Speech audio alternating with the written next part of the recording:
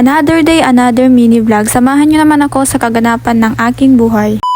At ito na nga ang part 2 ng pagme-makeover ko dito sa aking kwarto. Tatanggalin ko na nga tong wallpaper dahil sisimulan na ang pagpaplatada dito. Hindi naman ako nasayangan sa nagastos ko dito sa mga wallpaper dahil nakinabangan ko naman ito ng isang taon. Story time muna tayo. Papaliwanag ko sa inyo dahil nasabi ko sa una kong video na kwarto ito ng kuya ko. Oo, kwarto niya talaga ito. Siya ang unang may kwarto dito, tas nung panahon ng pagtatanim ng mga palay ay tumira na siya sa bukid dahil meron naman kaming maliit na kubo doon. Medyo malayo kasi ang bukid namin dito sa bahay namin. So napagdesisyonan ko na nga dito muna ako sa kwarto niya at kaya nilagyan ko ng mga wallpaper bricks. Tapos na naman ang pag-aani is bumalik na naman ulit. Tapos napagdesisyonan niyang magpagawa ng sarili niyang bahay. Kaya akin na ulit to. Kaya ipapaayos ko na para mas komportable naman ako dito. Tapos mapipinturahan ko na din para mas maliwanas tignan. Wag mo na ang kisame tsaka na lang pag may budget na ulit. Ang importante dito ay yung pader. Para mas maganda na din ang background ko pag nag-affiliate ako. Habang nagbibideo nga ako dito is may narinig akong nahulog at lumabas nga ako at ito palang miracle fruit namin. Sa sobrang laki na ata kaya hindi na kinaya. Ngayong araw na din to is walang kuryente kaya inalis na tong mga sanga ng melina sa harap ng bahay para pag bumagyo is hindi babagsak sa bubong namin. Natapos na nga siya sa loob at dito naman siya sa labas. Fast forward na tayo. Naikabit niya rin na nga itong hambaan ng pinto. Hindi pa pwedeng ilagay ang pinakapinto nito dahil baka mababaklas lang. Dahil hindi pa matigas ang pagkakapitan nito. Sa susunod na lang daw na araw ito ikakabit. Kung makikita nyong hindi platada sa taas nito is pinasadya ko talaga dahil lalagyan ko din naman ito ng kisame. Ito na nga ang itsura nung natapos na. Sa next vlog ko na lang ulit ang pagpipintura. Abangan nyo na lang. At sa makapanghula kung ano ang ikukulay ko dito is may pa-Gcash giveaway akong 100 pesos.